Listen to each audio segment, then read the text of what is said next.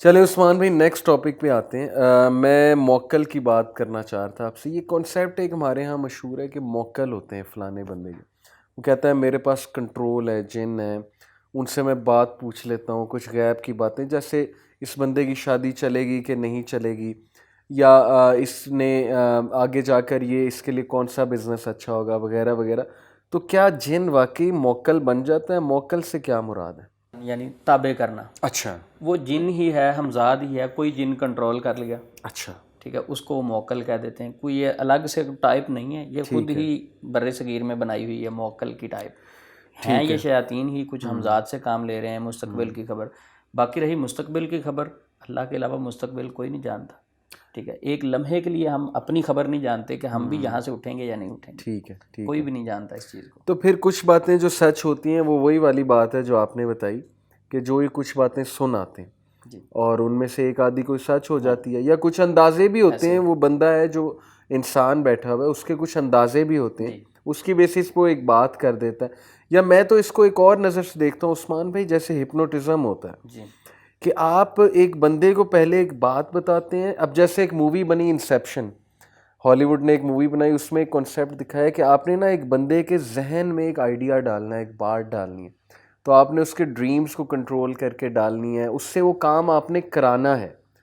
अब ये जो साइंस है पूरी ड्रीम कंट्रोल करने की, मेरे ख्याल में ऐसे भी होता होगा कि ये जो जादूगर या जो भी इस तरह के लोग बैठे हुए हैं, ये एक बंदे को पहले कोई इन्फॉर्मेशन बताते होंगे कि तुम्हारी शादी नहीं चलनी, या ऐसे नहीं होना है, वैसे नहीं होना, और बाद में उसका रवैया ऐसा कर देते होंगे या उसकी जहनीत ऐसी बना देते होंगे कि उसकी शादी वाकई ना चले। और जब ना चले तो फिर जाहिर है कि वो कहे कि ये तो बाबा जी ने बिल्कुल ठीक कहा था। क्या ख्याल है, ऐसा भी हो सकता है?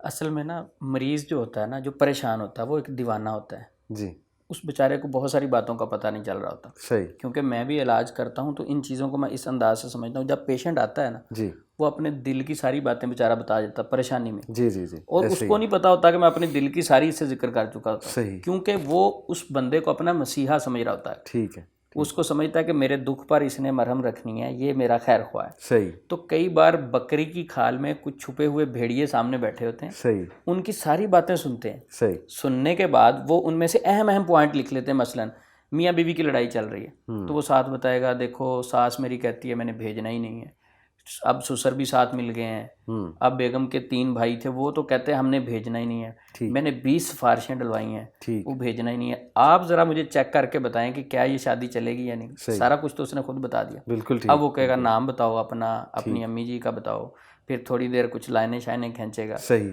उसके बाद कहेगा बहुत काम बड़ा ख़राब है, बहुत सख्त हो गया है काम। बिल्कुल ठीक। अच्छा, अब बाबा जी क्या करना पड़ेगा?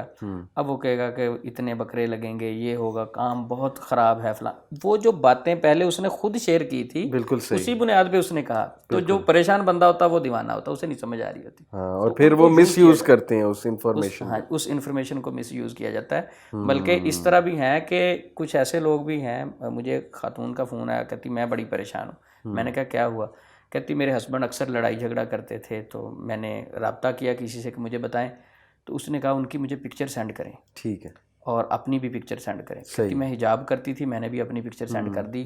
इतना दिमाग माऊफ हो जाता है बंदे का उसी सही पर। सही। कहती अपनी भी सेंड की, अपने हस्बैंड की भी सेंड की। ठीक है, ठीक फिर है, उसने कहा कि आपको किस किस पे ख़तरा है, शक है? कहती मैंने बताया था कि इनकी जो 2 बहनें हैं ना, वो हमारी बड़ी दुश्मन बनी हुई, सही। उनकी भी पिक्चरें सेंड कर दें आप। कहते मैंने हस्बैंड की बहनों की पिक्चरें भी सेंड कर दी। हम्म। फिर कहता मुझे लगता है इस आपके हस्बैंड के साथ ना कोई लड़की राब्ते में है, अगर आप मुझे नंबर देना तो मैं हिसाब लगा के बता सकता हूँ कि इसके पीछे कोई लड़की है जो आपका घर खराब कर रही है। कहती मैंने नंबर भी शेयर कर दिया। यानी मैं बात ये कर रहा हूँ कि दिमाग उस वक्त पेशेंट का कितना माउफ होता है, बेचारे को याद ही नहीं होती। बिल्कुल ठीक। अच्छा, वक्त गुजरने के बाद बात समझ लगती। कहते अब उसके बाद क्या हुआ?